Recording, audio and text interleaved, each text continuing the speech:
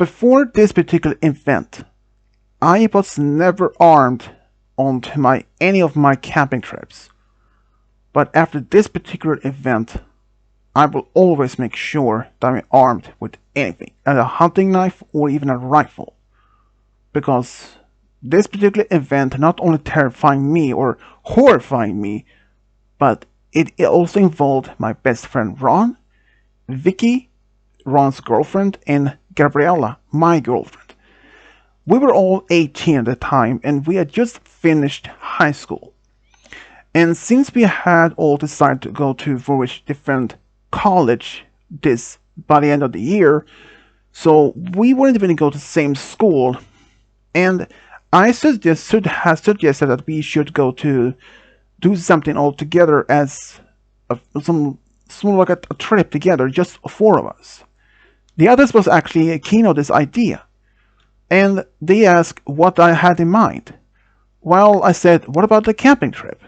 Since I am an average camping person, since I used to be in a lot of camping with my family when I was younger, and it sparked an interest even as a teenager. And I told them the reason why, since we are going to all different college, and we might not even see each other so as much as we used to. And since this is our last summer together before college, so I decided why not to spend some time together. And since the others were okay with this, so they asked, well, Vicky, Ron's girlfriend, had suggested that we should just pick a local park in this particular or local forest. But since we probably have been in those forests so many times, Ron decided we could go to a different forest. That would be one, a good experience for us to be exploring a whole new place, and two, just having an experience altogether. He said, like in his words, this will be a good camping trip that will we will always remember. And if Ron had any idea what that he said was eventually will happen. But anyways, I decided to look it up for any particular forest that we can go to. And I actually found one that was at least a big forest and only a state away. When I told this to my friends, and of course Gabriella, they were actually okay with this idea. But it's only one problem. We needed our parents' permission. Of course, they were actually okay with this, since we told them this is our last trip together as before college. And they actually felt sympathetic about that. So we actually packed my car, which were a minivan, unfortunately. That was all I had afforded by the time. But it was good enough though. And we have packed the van with all the things that we needed. The tents, food supplies, and some other things that we actually were.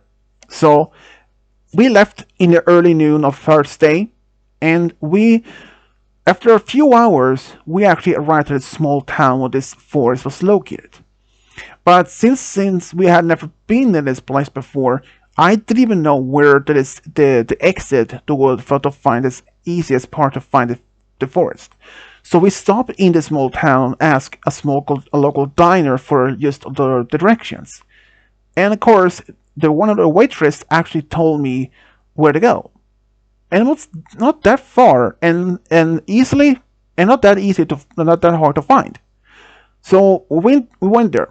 So long story short, we found a good spot to set up our tents. Me and Gabriella to share one tent, Ron and Vicky their own.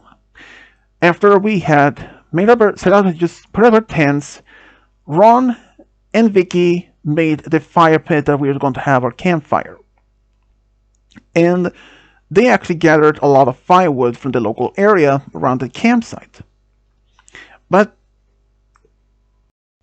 since we actually had arrived to this campsite in the early afternoon, and since we didn't have any other particular plans we wanted to do, since basically everything had been set up, so we decided just to explore the forest. Before we even arrived, the same waitress actually told me that this particular forest had some good natural trail that went through for several kilometers or several miles through this forest that had passing a few very good spots like to be taking photos like a small pond or small river, even a waterfall supposedly. And hearing these ideas, the girls wanted to go there to see this for themselves. So why not? So we actually had even brought our cameras and, well, for several hours we actually walked around in the forest and we saw all kinds of things. We did see the small waterfall and the small river and actually enjoyed the scenery. We even saw tons of rabbits, deers, and even heard the woodpeckers from time to time. And Gabriella said, if it was possible, that if I could live here, I would. This is like a paradise. But those words would eventually change from much later on. Since we're going to be here from Thursday to Sunday, we had a few days what we want to do. So after our walk around for a few hours, we went back to the camp. But when we came back, we somehow found that some of the things had been moved. While the fire pit had some logs to it, had put on a pile, but it's somehow been pushed down, or like just here and there, and some of the bags that we had brought had been moved around, but luckily though the tents hadn't even been touched. So we thought maybe it was just maybe maybe an animal had been in the area or a bird, and so we managed to grab that behind us, put that behind us, and we made a small dinner for us, all of us, a small lunch, late lunch, to be exact. But it was just a great time there. The girls wanted to go back to the river next day to have just maybe swim around in it. It was big enough to swim in it and deep enough. And I thought, why not? Ron said that he could go there with the girls just to make them feel safe. And they asked what I will do. Well, I was much into, I wanted to do some of my own exploring the area. So, and for the next couple of days, things like this did happen. Well, I did go to the river with Gabriella and others, but we actually started to actually enjoy. But sometimes in the evening, we could actually hear some strange sounds in the far distance. It was a little bit too far to exactly make it out what it was actually were, but what I would describe maybe as almost gunfire or something, or some explosion. And one on Saturday night, I think was maybe around one. No, actually, it was during the Friday night. Was 1 in the morning when I heard this loud scream type of sound. It shook me to my core. I was like, it was a bloody killing, like bloody murder type of scream. The others woke up and they asked me if I heard of it as well, and we said yes. But we didn't dare even went in the woods or the forest because, like I said, we didn't have anything to harm to protect us, not even a rifle or anything. But on the Saturday, the day after, we actually went around in the forest and we talked about these things that we heard. And we didn't brought much of this attention though. But eventually something would happen. Because when we went back to the camp, we put that things up behind us and we played some music, and since Ron actually brought his guitar with him, he was a decent player at the time, still do, and we sang, he played the guitar, and then we just small talked and had a great rest of the afternoon. After dinner, we went to our camp, to our tents to get some early sleep, since we decided to go home the next day. But that night, it would eventually all change. Due to the fact of what happened earlier with this type of gunshot-like sound, the screaming, we had put that all behind us, and in fact we had almost forgot about it. until one particular evening. That same night, I guess those could have been around maybe 2 in the morning. It was still dark. I woke up. I don't know what exactly, but I heard this crunching sound in the distance, like if someone was walking. I thought maybe a bear, but based on the sound, this was a bipedal, or someone walked on two legs. And I shook Gabriella and said quietly to listen. She did, and she thought maybe it was a bear or something, but I told her, no, someone is walking out there, two-leg. She looked horrified. Who can actually been walking around middle of the dark forest at 2 in the morning, in the middle of nowhere? The nearest town that we came to wasn't even that close to this forest. It was at least 10 to 15 miles away from us. And if we were to call for help, it wouldn't even have worked. We didn't have any cell phone signal out there. That remote we were. So I managed to look out for this small opening in the tent. I listened, looked around, since my eyes had been used to dark and there was a full moon. Well, it is a half moon, but there was no sound. It went silent. And suddenly, we heard this terrifying scream in the distance. Someone scream, "Get out of my land, or I will kill you!" He screamed. And then another person said the same thing, another man. And then suddenly a third man. But then a woman said, "Yeah, it's our lad. Leave, or we will eat you up." She screamed. All of us was terrifying. And suddenly we decided to leave. But we can hear these people start screaming and approaching our camp. So I told Gabriella, just grab your phone and we should leave immediately. And I opened the tent and we left it around the same time as Ron and Vicky did to their tent. And good thing too, because shortly afterwards, we saw these huge logs flying over the tents and smash them to the ground.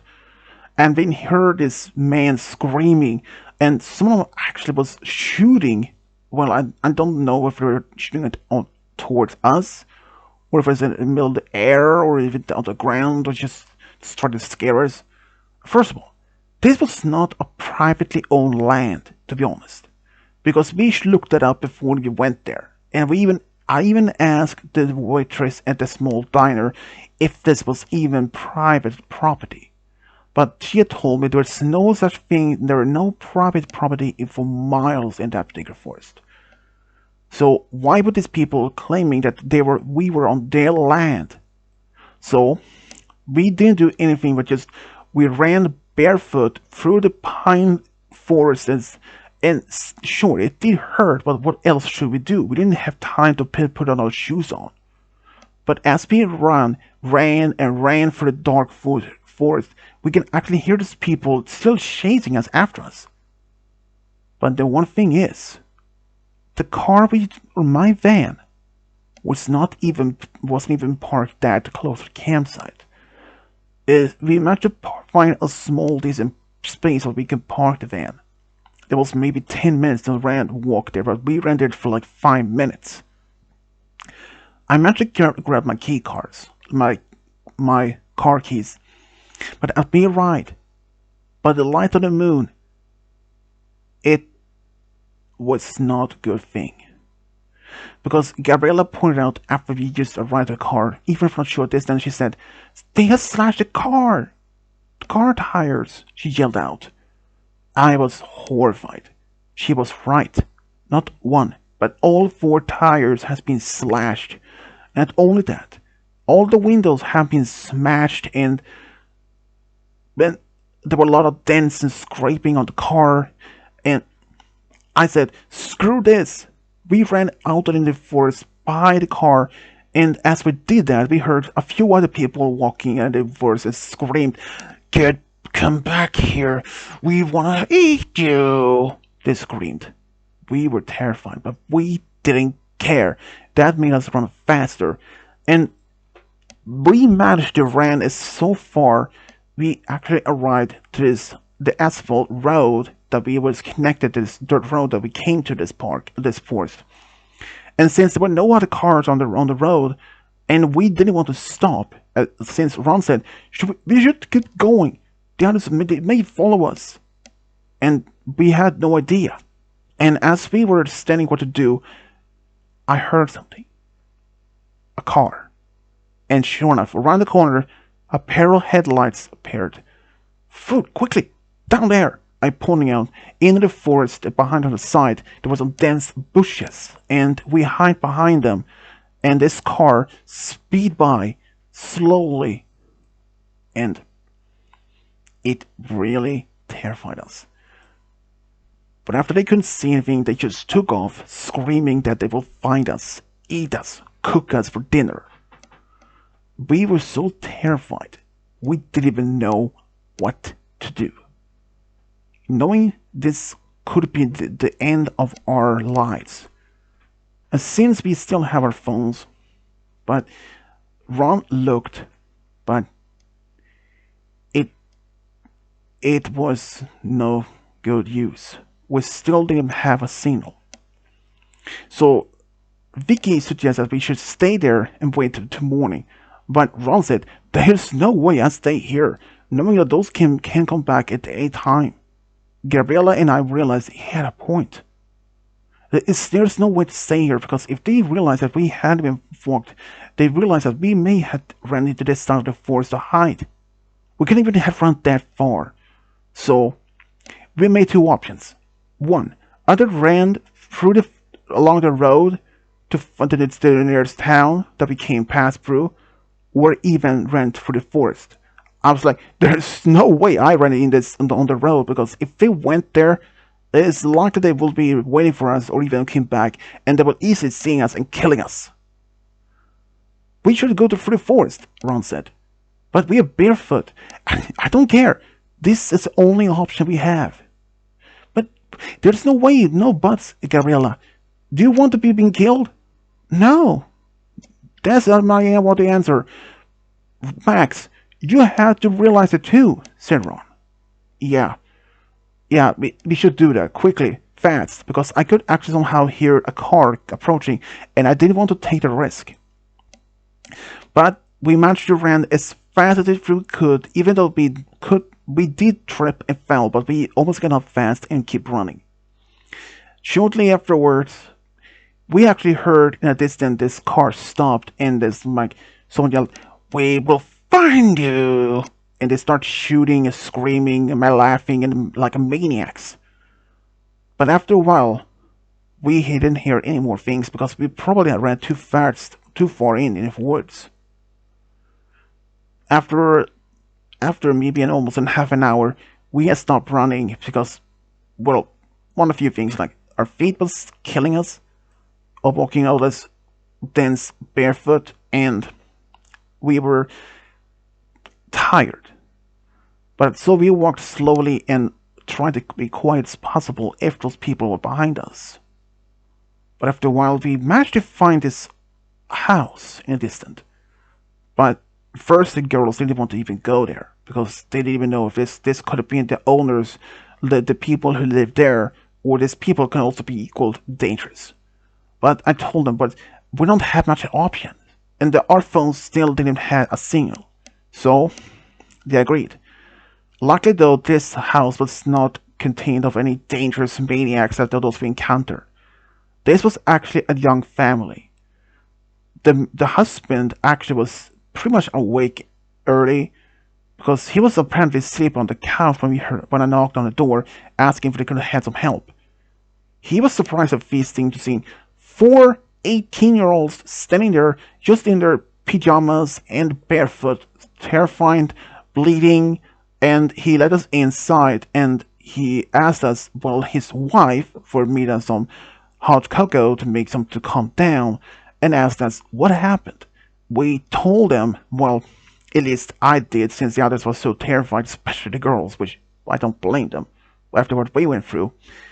I told them what basically happened, and the husband was like terrified and also much surprised. And I asked him if the part of forest that we were actually privately owned. He said, no, that is not privately owned land. And he has never even heard, he knew about this kind of people that live in these parts of forest that claim that the land belonged to them. So he actually called the local sheriff, which he did show up with one of his men, and they told us that they will look into these things. But since my car or my van to be outside was damaged, I didn't have no transportation back home. Luckily though, this young couple actually allowed us to stay overnight, and in the morning, well, around maybe 10 in the morning, I called my parents from their landline and or house phone, and they were shocked and terrified, but they were at least okay that we were okay. They would inform the other parents as well. My dad did send his, well, he actually drove all the way there in a car and picked us up. And we actually met up to the local sheriff the same day when my dad came and told us that my car was short, but after he came back, it had been burned. They had lit a foot on fire, and the people they actually found them. They turned out to have been some mountain people or forest people. There was apparently people that was decided to live off the grid, and well, they were doing meth. They have apparently a meth lab in the forest. That was the reason they were trying to, not killing us, but they wanted to scare us away from that. But unfortunately, we was not even that scarily easily. But later interrogation turned out they wanted to kill us. But eating us, that was just a lie. Because they want to have us to have this.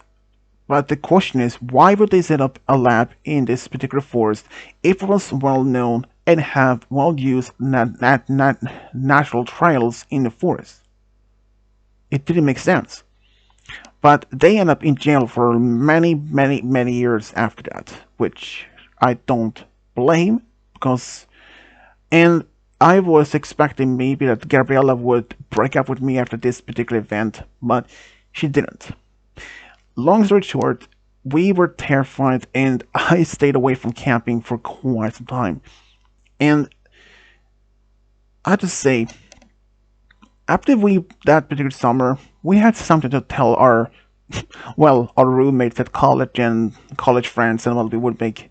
They were at first didn't believe me, but when I told them, showed them the local newspaper for that or the article online, they believed me and were terrified. After that, me, Gabriella, Ron, Vicky, we all finished college and moved back home. Vicky and Ron actually got married only about maybe 2 years after they finished college. Me and Gabriella, we actually got engaged, but we never actually got to get married at the time because turned out Gabriella was pregnant at the time, and we actually later had a son, which we did actually introduce camping with. But from that day on, I will make sure that I had either a rifle or my personal revolver and a hunting knife with me if we ever go to any deep forest. And from the last I heard, those people that made the meth lab are still in jail, and likely will be there for until like they're at least they will be in their 90s when they will be able to be released. Apparently, doing meth for a long time, and it's terrifying how they would actually go so close to killing me, Gabriella, Ron, and Vicky. But at least they never did. And I probably would not have been saying that I had to say those cliche words that let us never meet, because we never will. But yeah, this is my and my friends and my current wife's horrifying camping trip story. Thank you for all for listening, and it's been a time.